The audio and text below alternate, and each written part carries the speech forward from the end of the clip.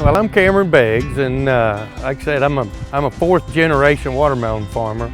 My great-grandpa came to this area and started growing watermelons between 1895 and 1900. Then my grandpa grew them, then my dad and my uncle, and that's where I actually got started, probably when I was 8, 9 years old in the watermelon field. So I've been at it for over 50 years. If they're being shipped from the Honduras or Guatemala or Mexico, they have to pick those watermelons actually before they're mature, before they're all the way ripe.